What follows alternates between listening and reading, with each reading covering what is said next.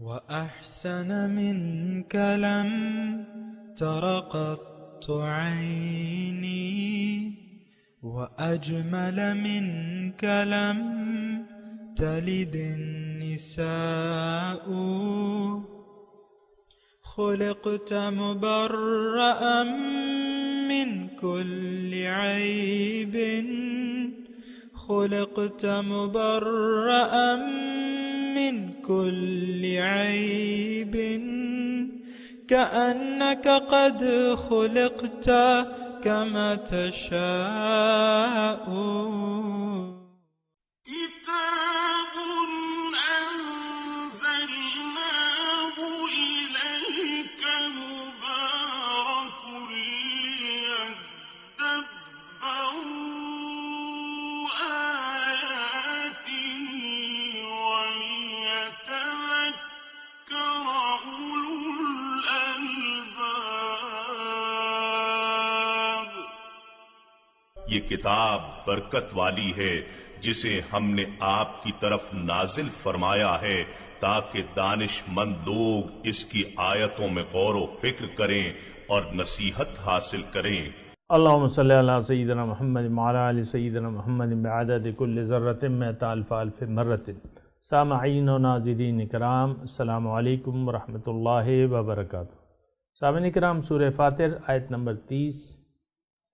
آج کا موضوع، کیا ہم اللہ تعالیٰ کی کامل بندگی کر رہے ہیں؟ اس کے ساتھ سامعین اکرام آج کے سبق کا آغاز کرتے ہیں. سب سے پہلے گزشتہ سبق کا اعادہ ہوگا. ان الذين يتلون كتاب الله واقاموا الصلاه وانفقوا مما رزقناهم سرا وعلانيه يرجون تجاره لن تبور. بے شک جو لوگ اللہ کی کتاب کی تلاوت کرتے ہیں اور نماز قائم رکھتے ہیں اور جو کچھ ہم نے انہیں عطا کیا ہے اس میں سے خرچ کرتے ہیں، پوشیدہ بھی اور ظاہر بھی، اور ایسی اخروی تجارت کے امیدوار ہیں جو کبھی خسارے میں نہیں ہوگی. سامعین کرام، سورہ فاطر آیت نمبر 30 کچھ حصہ ہم نے پڑھا تھا. بہرحال لفظی ترجمہ لیوفیہم، تاکہ پورا دے دے اللہ تعالیٰ ان کو اجورہم، ان کا بدلہ، ویزیدہم من فضلہ، اور زیادہ کرے اپنے فضل سے.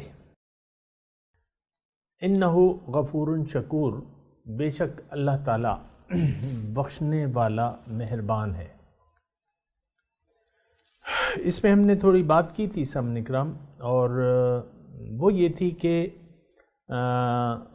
یعنی 3 شرائط ہیں. اگر آپ ایک گھاٹے والی تجارت نہیں کرنا چاہتے اور بلا نقصان کی کوئی تجارت کرنا چاہتے ہیں تو اس کا اس کا طریقہ یہ ہے کہ آپ سب سے پہلے تو علم حاصل کریں اپنی ذات کے متعلق، پھر اپنے رب کو پہچانیں اور اپنی منزل کو پہچانیں، اور اللہ تعالیٰ کو منزل بنا کے اللہ کے راستے پر چل پڑیں حضور صلی اللہ علیہ وسلم کی اسوہ حسنہ کے مطابق. تو پھر یہ ہے آپ کو 3 صفات جو ہیں وہ اپنانی ہوں گی. یعنی اللہ کے راستے پر چلتے ہوئے آپ کو 3 صفات اپنانی ہوں گی. ایک تو قانون خداوندی، اللہ تعالیٰ کی کتاب کا آپ کو مستقل مطالعہ جاری رکھنا ہوگا. یتلون کتاب اللہ، کہ وہ اللہ تعالیٰ کی کتاب، یہ اس کی میں نے آپ کو تشریح کی تھی کہ آپ کا یعنی جو طریقہ زندگی ہے، جو ہدایت ہے، اس کا مسلسل آپ کو مطالعہ، یتلون کتاب اللہ، مطالعہ رکھنا ہوگا، اس کو سمجھنا ہوگا. وَأَقَامُوا الصَّلَاةَ، اور نماز کا نظام قائم کریں گے. وَأَنفَقُوا، اور خرچ کریں گے وہ قوتیں جو اللہ تعالیٰ نے آپ کو دی ہیں، پوشیدہ طور پہ بھی اور اعلانیہ طور پہ بھی. تو پھر یہ ہے کہ یرجون تجارت لن تبور، آپ ایسی ایک تجارت کر لیں گے اللہ تعالیٰ سے جس میں کوئی گھاٹا نہیں ہے، تو اللہ تعالیٰ پھر آپ کو اجر دے گا. آپ کو وَآتَيْنَاهُ أَجْرَهُ فِي الدُّنْيَا وَإِنَّهُ فِي الْآخِرَةِ لَمِنَ الصَّالِحِينَ، او کما قال، ایسے الفاظ ہیں سامعین کرام. کہ ان کو میں نے ان کا اجر دنیا میں بھی دیا اور آخرت میں تو یہ صالحین میں سے ہوں گے. بہرحال اس پہ بھی ہم نے بات کی تھی، لیوفیہم اجورہم، اس پہ بھی ہم نے بات کی تھی. ویزیدہم من فضلہ، آج کا جو سبق ہے زیادہ دے گا اللہ تعالیٰ ان کو اپنے فضل سے. تو بات یہ ہے سامعین کرام، ایک بات بنیادی طور پہ نوٹ کر لیں اور نوٹ کرنی چاہیے کہ اللہ تعالیٰ کی جو بندگی ہے وہ اس کا حق ہے. تو حقدار کو اگر آپ اس کا حق دے دیں گے تو یہ آپ کا اس پہ کوئی احسان نہیں ہوگا. اللہ تعالیٰ ہماری بندگی کا حقدار ہے، یعنی وہ لائق عبادت ہے، وہ لائق اطاعت ہے، وہ حق ہے. الا لہ الخلق والامر، دیکھو مخلوق اس کی ہے تو حکم بھی اس کا چلے گا.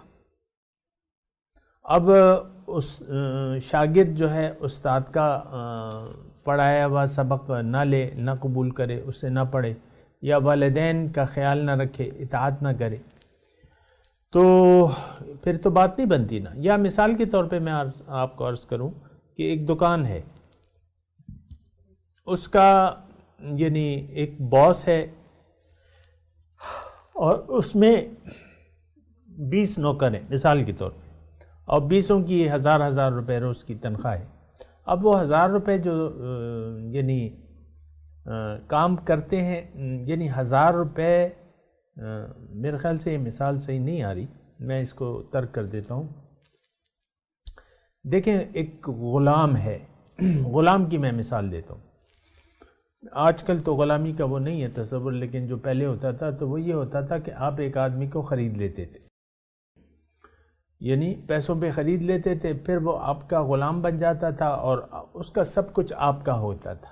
حتیٰ یہ کہ وہ جو آپ محنت کرتے، اگر ایک کاریگر، غلام کاریگر کو کوئی کسب یا ہنر آتا ہے، مثال کے طور پہ وہ لوہار ہے، ترکھان ہے، جو بھی ہے، تو دن بھر، یا وہ راج ہے، یعنی ساری دن وہ دھوپ میں کام کرتا ہے اور 2000 روپے مثال کے طور پہ بنا لیتا ہے. اب وہ 2000 روپے کا حقدار کون ہے؟ وہ خود نہیں بلکہ اس کا مالک ہے. کام تو اس نے کیا ہے لیکن وہ تو غلام ہے، مملوک ہے، یعنی وہ اس کا مالک کوئی اور ہے. اسی طرح سامعین کرام ہمارا مالک، ہمارا آقا اللہ ہے، ہم اس کی مخلوق ہیں. پھر یہ تمام نعمتیں اللہ تعالیٰ نے ہمیں دی ہیں. اگر ان نعمتوں میں سے یہ نعمتیں ہم اللہ کی مرضی کے مطابق استعمال کریں تو یہ اس کا حق ہے. وہ کہتے ہیں نا، جان دی ہوئی اسی کی تھی، حق تو یہ ہے کہ حق ادا نہ ہوا. تو یہ ایک بات ذرا نوٹ کر لیں. اصل میں ہماری ذہنیت کچھ اور ہے. ہم کہتے ہیں ہم جو نیکی کرتے ہیں یہ ہمارا کسی پر احسان ہے. نہیں، نیکی کی توفیق اللہ تعالیٰ اگر دے دے آپ کو تو یہ اللہ تعالیٰ کا آپ پہ احسان ہے.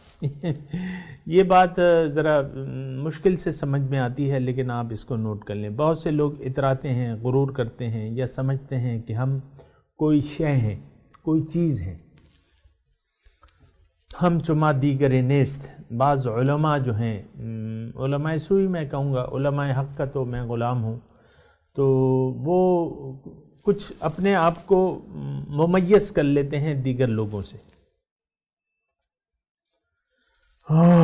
تو یہ چیز نہیں ہے، یہ طریقہ نہیں ہے. اور باقی آپ یعنی ایک بندگی کا ایک تصور ہے، یعنی بندگی حق ہے اللہ کا، ہم اس کے بندے ہیں، اور ہماری تمام جو ہمارے پاس چیزیں ہیں وہ امانت ہیں، وہ اللہ تعالیٰ کی دی ہوئی ہیں. اگر ان امانتوں کو ہم اللہ تعالیٰ کی مرضی کے مطابق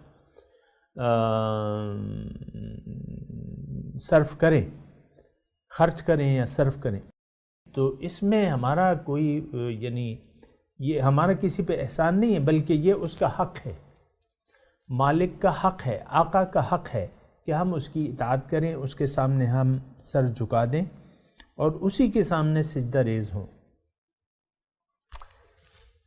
لیکن ایسا تصور آج کل کے معاشرے میں عام طور پہ نہیں پایا جاتا، بلکہ لوگ بندگی کو ایک مشکل کام سمجھتے ہیں. اگر کوئی کرتا بھی ہے تو وہ بڑی مشکل سے چیدہ کر لیتا ہے، اور وہ اطاعت بھی جو ہے اپنی خواہشات کے مطابق کرتا ہے.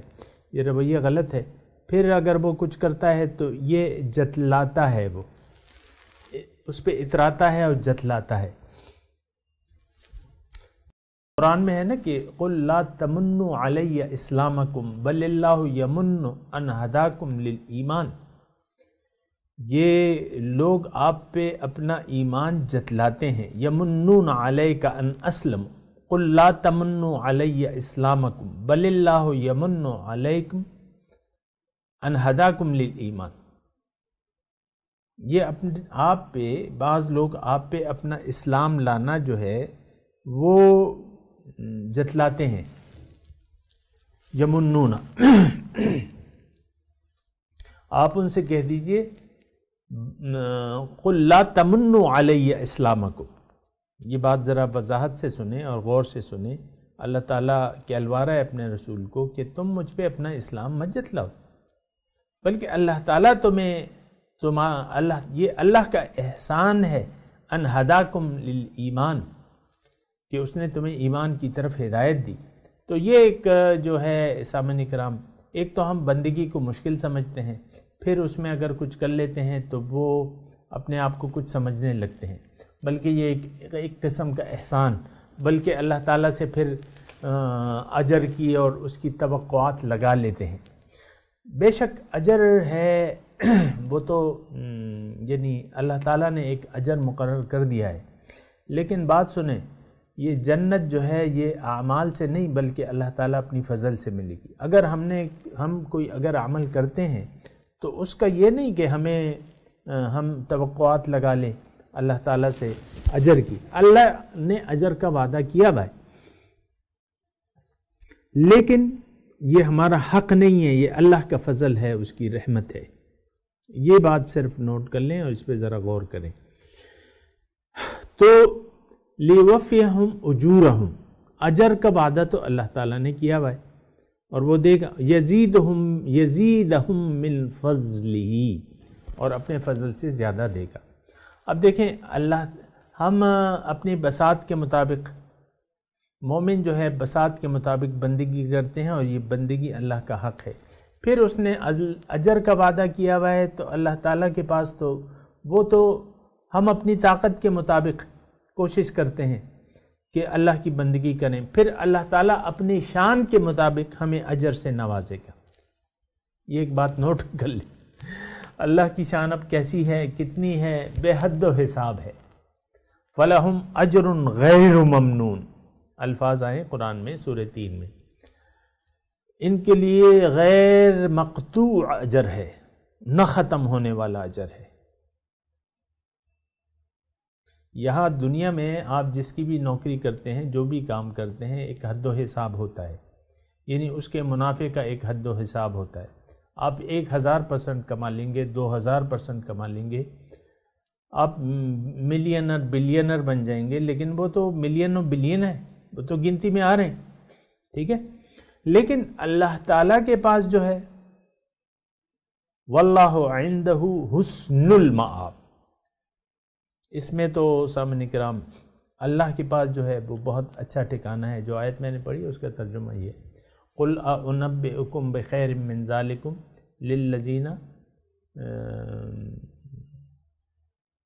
بہرحال وہ آیت ابھی مجھے یاد نہیں آ رہی، لیکن میں یہ کہہ رہا ہوں کہ واللہ عندہ حسن المآب، اللہ تعالیٰ کے پاس بہت اچھا ٹھکانہ ہے. اب اللہ تعالیٰ دیکھیں، یہ باتیں تو اس وقت ہماری سمجھ میں نہیں آئیں گی کہ کیا اجر ہے، کیسا اجر ہے، اور اکثر بات یہ ہے کہ ہمارا نہ اللہ کی نعمتوں پر، اللہ تعالیٰ کے اجر و ثواب پر ہمارا یقین ہے، نہ اللہ تعالیٰ کے عذاب پر ہمارا یقین ہے. جبھی تو ہم خواہشات نفسانی کو ہم نے اپنا خدا بنا لیا ہے اور اسی کے پیچھے دوڑ رہے، خواہشات کو خدا بنا کے اس کی بندگی کرتے چلے جا رہے ہیں. لیکن ایسی بات نہیں ہے، ہمیں آنکھیں کھول دینی چاہیے اور اللہ کی بندگی کے لیے کمر بستہ ہو جانا چاہیے.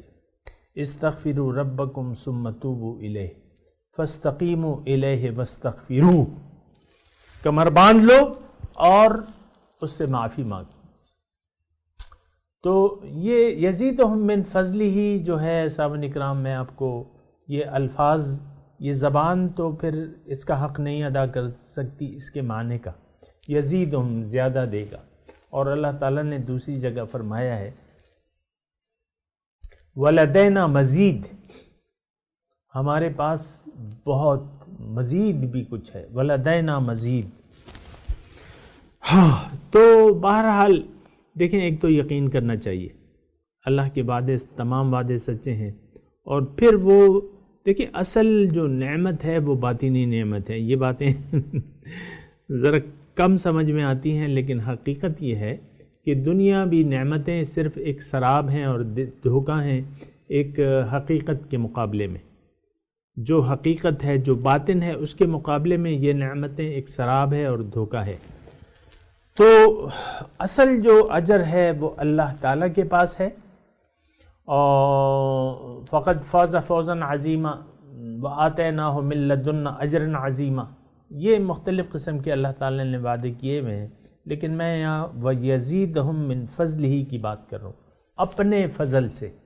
یہاں وہ نقطہ بھی نوٹ کر لیں جو حضور صلی اللہ علیہ وسلم نے فرمایا ہے کہ کوئی بھی تم میں سے کوئی بھی اپنے عمل سے جنت میں نہیں داخل ہو سکے گا الا یہ کہ اللہ کا یعنی اپنے عمل سے۔ تو پھر صحابہ نے پوچھا کہ حضور آپ بھی، یعنی آپ بھی اپنے اعمال کی وجہ سے یا اس کی بنا جنت میں نہیں جائیں گے؟ حضور نے فرمایا کہ ہاں، میں بھی اپنے اعمال سے نہیں جاؤں گا، بلکہ یہ الا یہ کہ اللہ تعالیٰ کی رحمت مجھے ڈھانپ لے۔ تو اللہ کا فضل، جنت میں اگر کوئی جائے گا وہ اللہ کا فضل ہوگا، اللہ کی رحمت اور فضل۔ کیوں کہ بندگی تو اس کا حق ہے، وہ تو کوئی احسان نہیں ہے اس پہ، یہ تو اس کا حق ہے کہ اس کے سامنے سر جھکا دیں۔ وہ کہتے ہیں نا کہ جان دی ہوئی اسی کی تھی، حق تو یہ ہے کہ حق ادا نہ ہوا، حق تو یہ ہے کہ حق ادا نہ ہوا، یہ تو حق ہے۔ تو بات یہ ہے کہ یہ تو حق ہے، اس میں کوئی یعنی وہ نہیں ہے، یعنی اجر اگرچہ اللہ تعالیٰ نے اجر کا ہے، لیکن یہ ہے کہ وہ تو اس کا فضل ہے، یعنی اپنے فضل سے اللہ تعالیٰ ہمیں جنت دے گا اور نعمتیں دے گا، اخروی نعمتیں اللہ تعالیٰ کے فضل سے ملیں گی اور بے حد و حساب ملیں گی، ابھی ہم اس کا تصور نہیں کر سکتے۔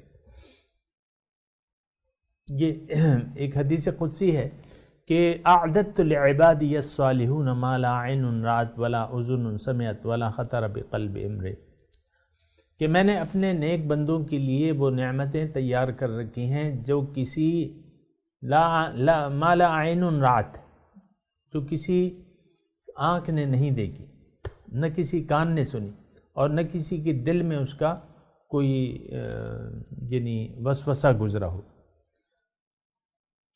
کچھ ہم بلکہ قرآن کی ایک آیت ہے کہ فلا تعلم نفس ما اخفی لهم من قرۃ اعین، کوئی نہیں جانتا کہ اللہ تعالیٰ نے اس کے آنکھوں کی ٹھنڈک کے لیے کون کون سی نعمتیں تیار کر رکھی۔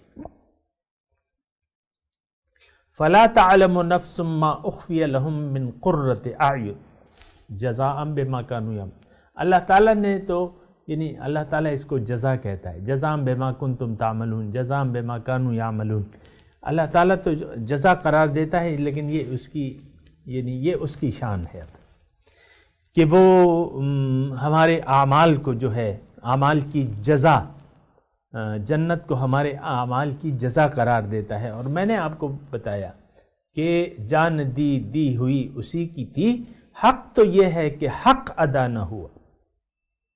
یہ ایک بات نوٹ کر لیں سب نے کہا۔ بہرحال انہ غفور شکور، کیوں نہ ہو، یزیدہم من فضلہ انہ غفور شکور، بے شک وہ بخشنے والا اور قدردان ہے۔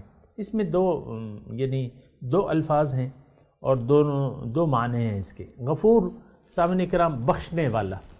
دیکھیں انسان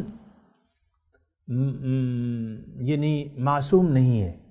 انسان جو ہے اس سے غلطی کا بہرحال اس سے امکان ہوتا ہے. صرف انبیاء کرام جو ہیں اللہ کے جو انبیاء ہیں وہ بھی صرف وہ معصوم عن الخطا ہوتے ہیں. باقی انسان ہے اس کے جذبات ہیں, انسانی جذبات ہے, اس کے ساتھ نفس امارہ ہے. اور جو انبیاء کرام ہیں ان کے ساتھ تو نفس امارہ نہیں ہے, یعنی وہ معصوم ہوتے ہیں. یہ ہمارا عقیدہ ہے سامنے کرم. لیکن ہم جو ہیں, میں آپ ہم سب یہ معصوم عن الخطا نہیں ہے. ہم سے خطا کا صدور ممکن ہے. جذبات میں انسان آ سکتا ہے, خطا کر سکتا ہے غلطی سے, اور بھول ہو سکتی ہے اس سے. جیسے کہ بھول ہوئی فنسیہ فعصا آدم و رب فنسیہ, یعنی بھول ہو سکتی ہے. جیسے ہمارے جد امجد سے ہوئی تھی, بھول ہوئی تھی. تو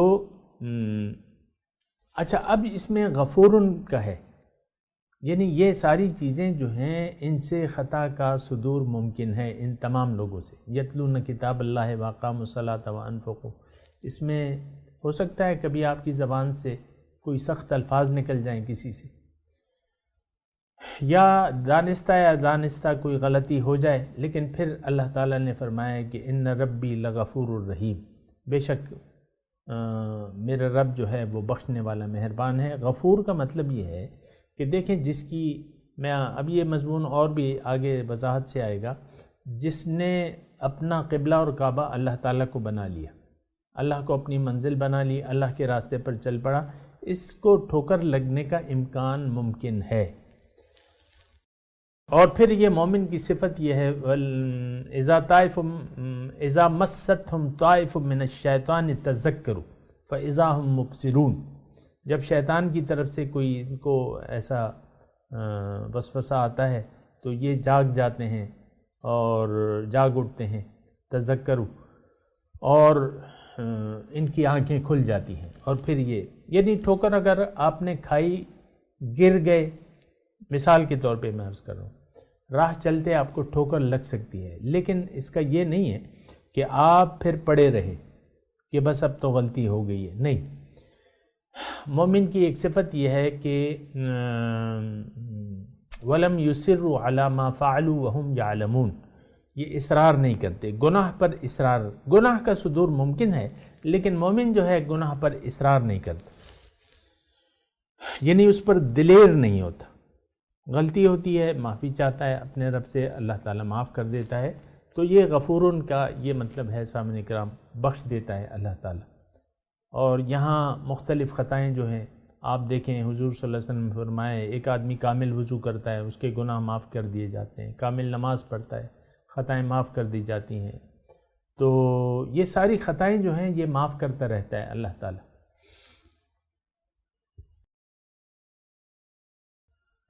تو بہرحال غفور جو ہے اللہ تعالیٰ بخشنے, یعنی یہ ایک امید ہے. پھر شکور ہے, شکور کا مطلب قدردان, یعنی انسان کے اعمال کی قدر کرتا ہے, ان کی جو نیک اعمال ہیں اس کی قدر ہوگی.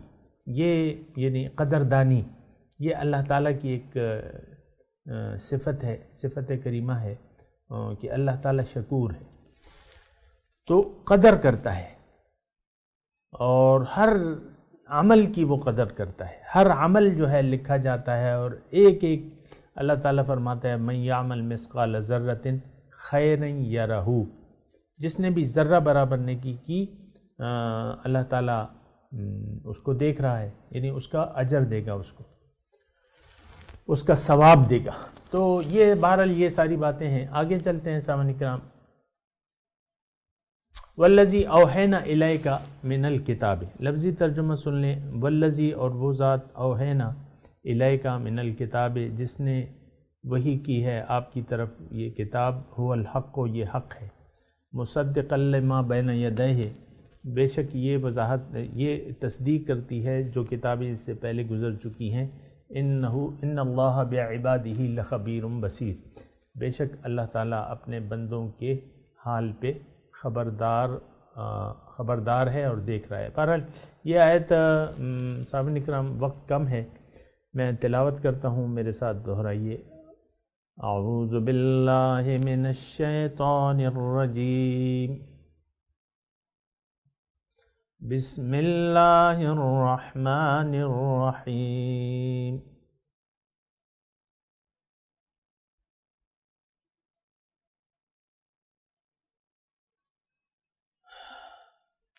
لیوفیہم اجورہم وَيَزِيدَهُم مِّن فَضْلِهِ إِنَّهُ غَفُورٌ شَكُورٌ۔ ترجمہ سنا دیں۔ لیوفیہم،